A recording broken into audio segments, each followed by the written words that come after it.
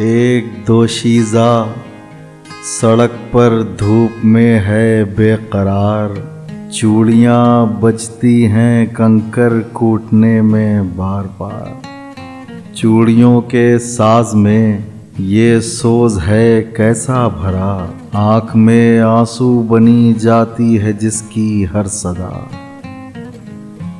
گرد ہے رخسار پر زلفیں اٹی ہیں خاک میں، نازکی بل کھا رہی ہے دیدہ غمناک میں۔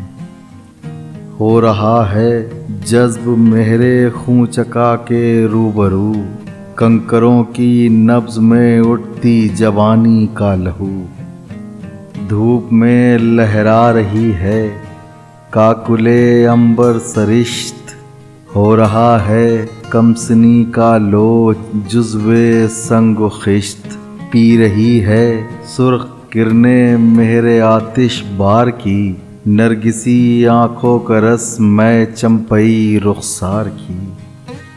غم کے بادل خاطر نازک پہ ہیں چھائے ہوئے، عارض رنگی ہیں یا دو پھول مرجھائے ہوئے۔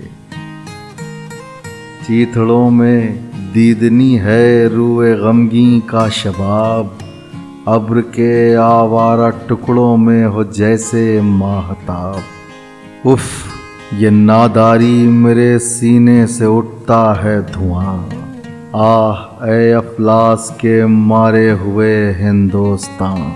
حسن ہو مجبور کنکر توڑنے کے واسطے، دست نازک اور پتھر توڑنے کے واسطے۔ فکر سے جھک جائے وہ گردن طفع لیل و نہار، جس میں ہونا چاہیے پھولوں کا ایک ہلکا سا ہار۔ آسماں جانے طرف کو وقف رنجوری کرے، صنف نازک بھوک سے تنگ آ کے مزدوری کرے۔ اس جبیں پر اور پسینہ ہو چھلکنے کے لیے، جو جبین ناز ہو افشا چھڑکنے کے لیے۔ بھیک میں وہ ہاتھ اٹھیں التجا کے واسطے، جن کو قدرت نے بنایا ہو حنا کے واسطے۔ نازکی سے جو اٹھا سکتی نہ ہو کاجل کا بار، ان سبک پلکوں پر بیٹھے راہ کا بوجھل غبار۔ کیوں فلک مجبور ہوں آنسو بہانے کے لیے، اکھڑیاں ہوں جو دلوں میں ڈوب جانے کے لیے۔ مفلسی چھانٹے اسے قہر و غضب کے واسطے، جس کا مکھڑا ہو شبستان طرب کے واسطے۔ فرط خشکی سے وہ لب ترسیں تکلم کے لیے، جن کو قدرت نے تراشا ہو تبسم کے لیے۔ نازنینوں کا یہ عالم مادر ہند، آہ آہ کس کے جور ناروا نے کر دیا تجھ کو تباہ۔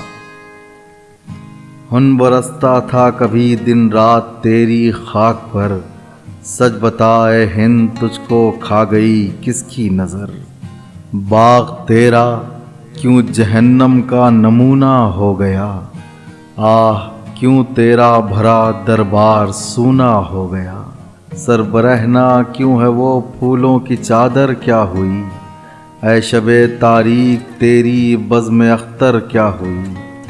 جس کے آگے تھا قمر کا رنگ پھیکا کیا ہوا، اے عروس نو تیرے ماتھے کا ٹیکا کیا ہوا۔ اے خدا ہندوستاں پر یہ نحوست تا کجا، آخر اس جنت پر دوزخ کی حکومت تا کجا۔